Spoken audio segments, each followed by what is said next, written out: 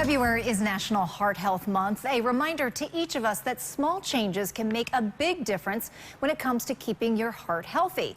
Heart disease is the leading cause of death for men and women, and from simple diet changes to small increases in activity, this month all of us can make an effort to decrease the number of heart-related deaths across the country. Joining me today to talk about the latest in heart health information is John Wald. He's the Medical Director for Public Affairs at the renowned Mayo Clinic. Thank you so much for joining me today, John. Natalie, it's great to be with you today. So, John, I understand the latest research shows a certain trend in those concerned about heart health. Tell us about that new trend that you're seeing. Well, the new trend that we're seeing is an increased awareness for heart health, specifically around African Americans. And although in our last survey, Americans across the board cited cancer as a leading health concern, 2/3 of African Americans in this study cited heart health as their #1 health concern, and they have a reason to be concerned. We see an increased death rate from heart disease in African Americans over the general population.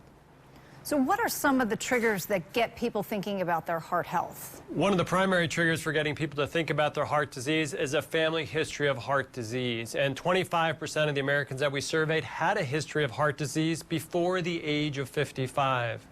Now, that's bad news, but the good news is that increases awareness for the symptoms of a heart attack, and it's actually getting people to make changes in their lifestyle.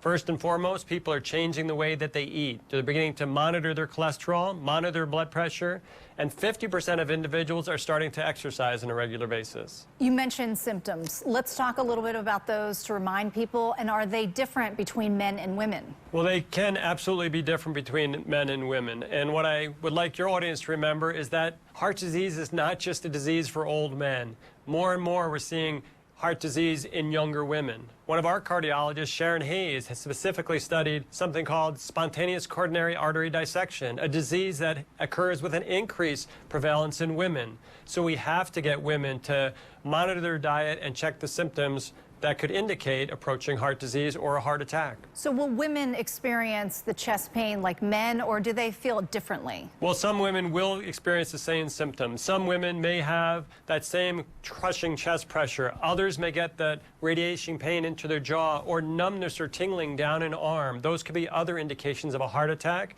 and those folks should seek medical attention immediately. Okay, let's talk about those millennials, the younger generation. Do they think about their heart health, or is it just something that you think about as you age? Well, certainly I think you think about it more as you age, but when we interviewed millennials, 40% of them said, well, not quite yet. I'm not quite thinking about heart disease. But that same group of individuals cited, 54% of them cited a family history of heart disease.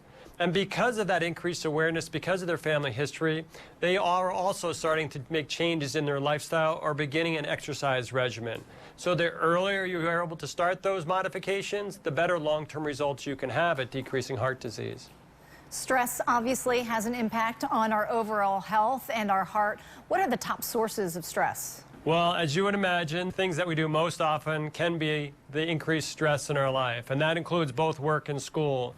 And all Americans that we surveyed cited school and their job as the #1 stress in their lives. And we need to be sure that we're walking away from those school and job assignments every once in a while. That smartphone device we have, it's okay to put that down and to exercise or to spend time with friends or family to increase our resiliency, to decrease stress in our lives and allow us to attack that next work day or that next school day with increasing vim and vigor.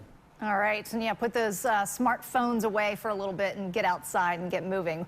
John, where can we go for more information before we say goodbye to you? So for more information, listeners can go to mayoclinic.org or healthcheckup.mayoclinic.org. John, thank you so much for joining us today. We appreciate it.